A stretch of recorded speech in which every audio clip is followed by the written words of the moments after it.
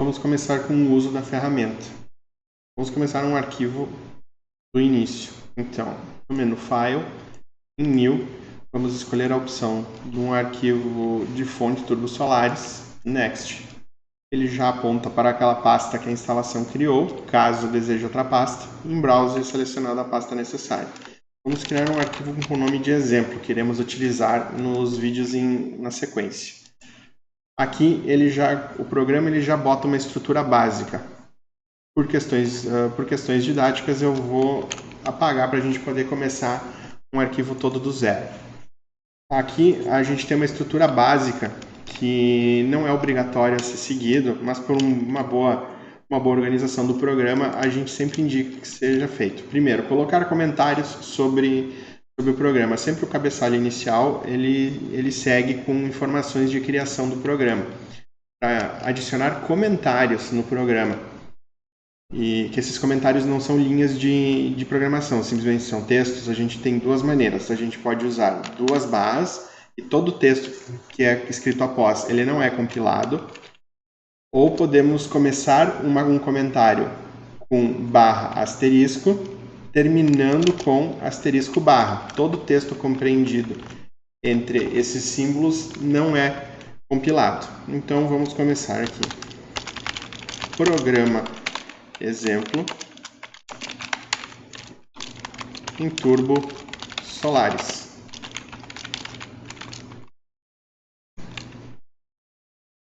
Criação 28/3/2024. E agora vamos começar com as definições do programa. Agora isso está relacionado diretamente com a configuração do CLP que vai ser programado. Geralmente aqui, um programa que ainda não se tem ideia do CLP que vai ser utilizado, a gente vai declarando as coisas conforme a necessidade surge, mas se o CLP já foi definido com uma configuração específica, o ideal é sempre fazer a declaração de tudo que o CLP possui, para não correr o risco de declarar mais coisas do que o CLP dispõe e, por consequência, ter um funcionamento errático do programa. Então, vamos começar com as definições de entradas digitais.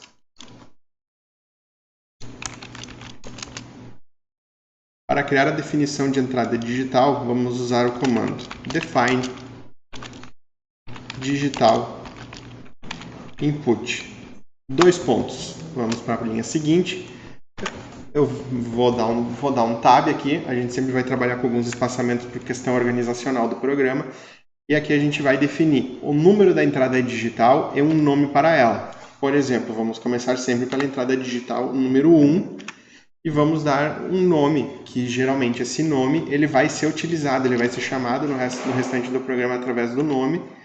E é sempre interessante colocar um nome que remete ao entendimento do que faz essa entrada digital.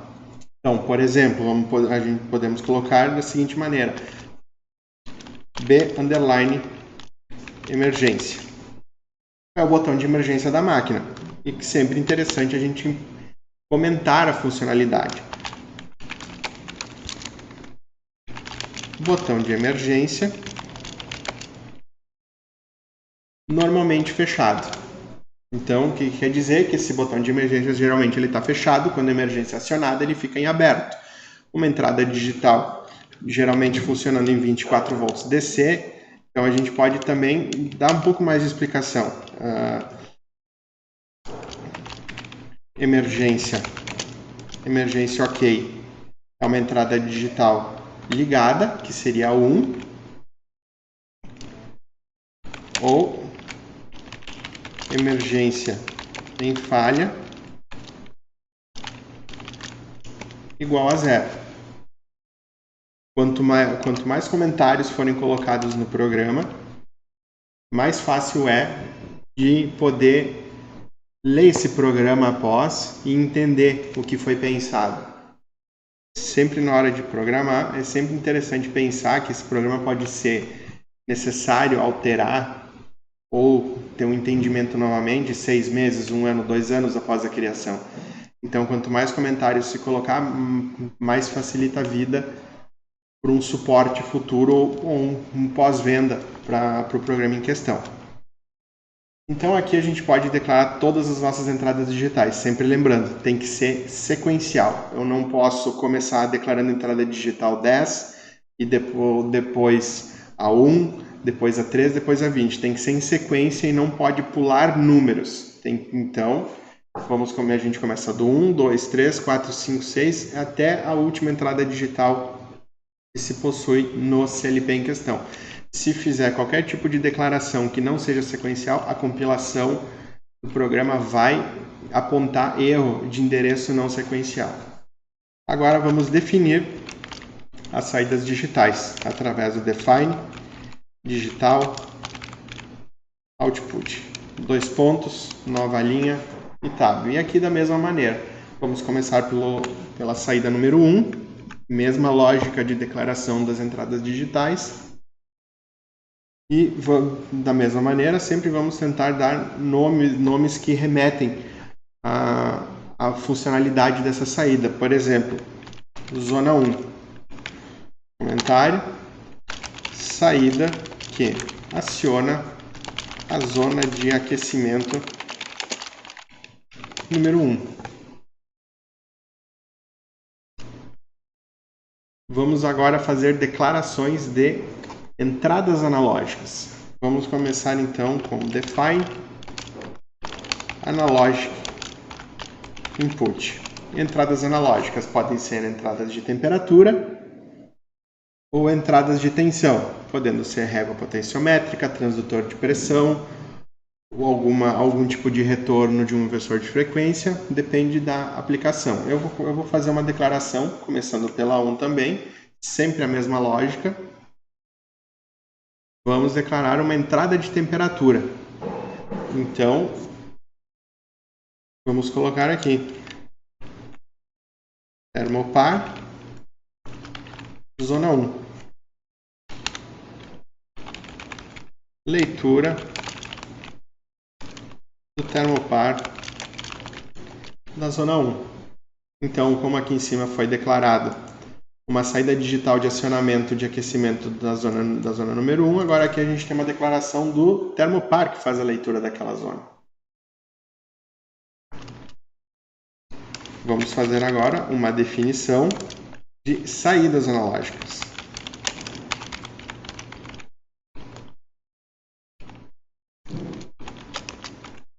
Também começando pela número 1. Pressão 2. Vazão. Máquinas injetoras, por exemplo, que é uma máquina que tem bastante quantidade trabalhando. Muito comum uma máquina ter duas saídas analógicas que controlam a pressão e a vazão da máquina.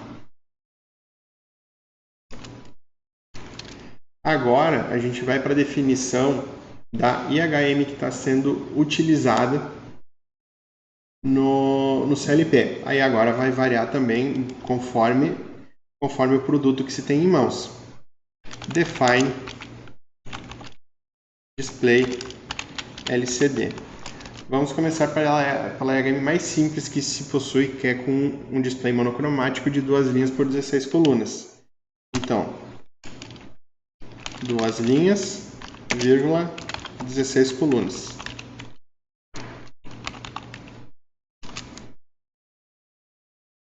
Vou salvar o arquivo, sempre é bom manter o arquivo salvo.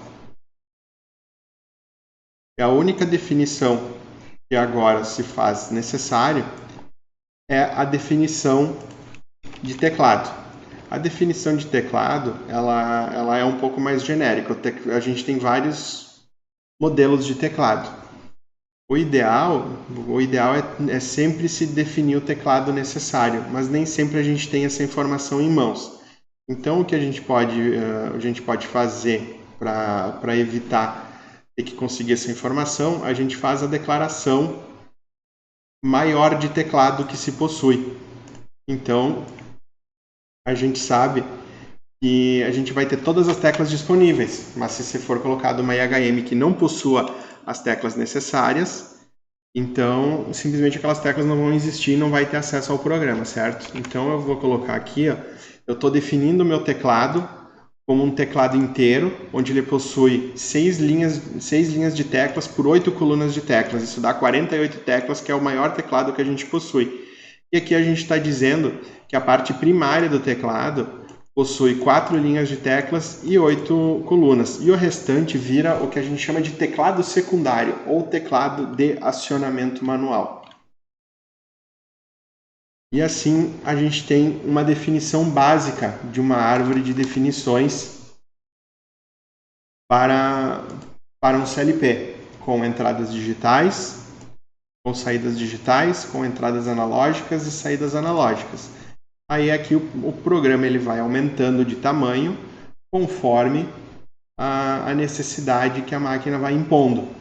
Ou, como foi comentado anteriormente, se já existir uma definição de qual é o hardware do CLP, então seria o ideal sempre fazer uma declaração aqui do total. Então a gente tem noção de quando a gente está perto de chegar do limite ou se a gente extrapolou esse limite. Então vamos pensar que a gente esteja trabalhando com um CLP que possui 8 entradas digitais, 8 saídas digitais, 4 entradas analógicas e 4 saídas analógicas.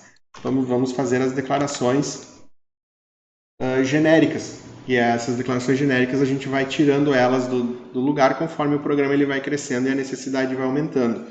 Então, eu vou colocar aqui DI, de Digital Input 2. Então, eu vou criar essas definições genéricas para facilitar a visualização do limite do software.